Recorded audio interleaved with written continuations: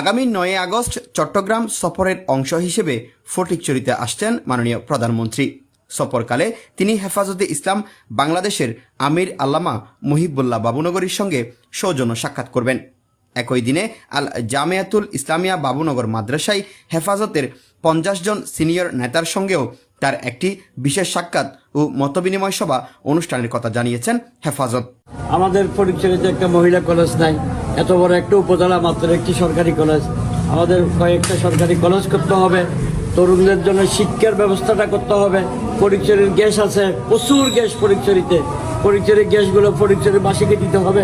ফটিকছড়িতে প্রচুর খাদ্য আছে, এখানে একটা ইন্ডাস্ট্রিয়াল জোন করতে হবে, দাবি অনেক। প্রধানমন্ত্রী এই সরকারি সফরকে কেন্দ্র করে ফটিকছড়ি জুড়ে এখন উৎসব মুখর পরিবেশ বিরাজ করছে। ইতিমধ্যে উপজেলার ফেলাগাজীতে অস্থায়ী হেলিপ্যাড নির্মাণের কাজ প্রায় শেষ। সফরসূচি অনুযায়ী প্রধানমন্ত্রী হেলিপ্যাডে ফেলাগাজী অবতরণের পর 10 কিলোমিটার সড়ক পথে নাজিরহাট পৌরসভার বাবুনগর মাদ্রাসায় পৌঁছাবেন। তো আবেগের সম্পর্ক এই বাবুনগরের সঙ্গে। এই আবেগের সম্পর্কটি আমি মনে করি রক্তের সম্পর্ক থেকেও বেশি। তাই আমি আজকে মাননীয় প্রধানমন্ত্রী আসার আগে এলাকায় এসেছি, ওনার সঙ্গে সালাম দোয়া করব এবং ওনার আর কোনো সাহায্য সহযোগিতায় আমি অংশগ্রহণ করতে পারবো কিনা সেটা জানার জন্য। প্রধানমন্ত্রীর ফটিকছড়ি আগমনকে কেন্দ্র করে স্থানীয় বাসিন্দা এবং বিএনপি নেতাকর্মী ও সমর্থকদের মাঝে ব্যাপক উচ্ছ্বাস ও উদ্দীপনা দেখা গেছে। প্রশাসনের পক্ষ থেকে পুরো এলাকায় কড়া নজরদারি সহ নিরাপত্তা ব্যবস্থা নিশ্চিত করা হয়েছে। পাশাপাশি মাদ্রাসামুখী সড়কগুলোতে চলছে দুয়া মোছা ও তুরন নির্মাণের মাধ্যমে নান্দনিক সাজসজ্জার কাজ। মাননীয় প্রধানমন্ত্রী দাদাকে দাওয়াত দিয়েছিল এই শপথ অনুষ্ঠানে, ওখানে গিয়েছিলেন। দাদার সাথে সাক্ষাৎ করতে পারেনি। এরপরে মাননীয় প্রধানমন্ত্রী বলেছেন যে আপনার বাড়ি যেয়ে আমি আপনার সাথে সাক্ষাৎ করে অবশ্যই ইনশাআল্লাহ আপনি আমার জন্য দোয়া করবেন, যেন আপনার কাছে যেতে পারি, এই জন্য দোয়া করবেন। আমরা আসবো ইনশাআল্লাহ। 64 জেলা থেকে 64 জন হেফাজতের বড় বড় উদ্বোধন কর্মকর্তারা আসবেন, থাকবেন, ওরা উপস্থিত থাকবেন। স্থানীয় সুধী সমাজের ধারণা, প্রধানমন্ত্রীর এই গুরুত্বপূর্ণ সফর অবহেলিত ফটিকছড়িবাসীর দীর্ঘদিনের দাবি পূরণ ও আঞ্চলিক উন্নয়নে এক নতুন দিগন্তের সূচনা করবে।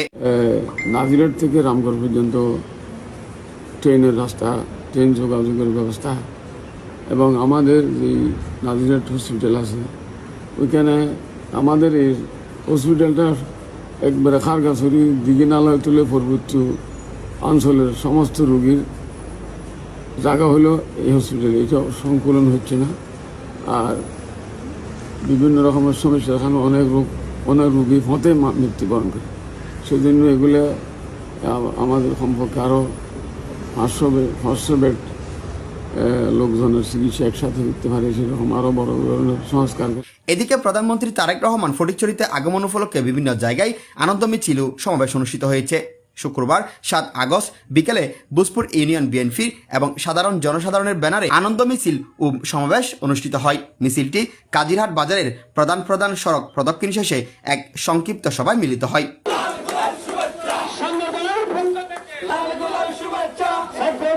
বুসপুর ইউনিয়ন বিএনপির সাধারণ সম্পাদক ডাক্তার মোহাম্মদ আবুল কালাম রুবেলের সঞ্চালনায় সমাবেশে বক্তব্য রাখেন বুসপুর ইউনিয়ন পরিষদের চেয়ারম্যান SMH শাহজাহান চৌধুরী শিপন, হেফাজত নেতা ও কাজিরহাট মাদ্রাসার পরিচালক মাওলানা জুনায়েদ বিন জালাল, ইউনিয়ন বিএনপির প্রধান উপদেষ্টা মাহবুবুল আলম আজাদ, সিনিয়র সহসভাপতি মনসুর হোসেন চৌধুরী।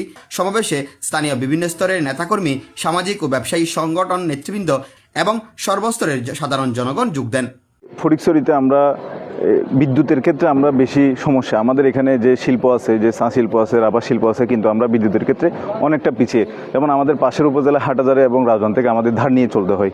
তো এটার ব্যাপারে হুজুরে সম্মতি জ্ঞাপন করেছেন যে আমরা একটা গ্রিড সাবস্টেশনের জন্য প্রধানমন্ত্রীর কাছে আমরা জানাবো।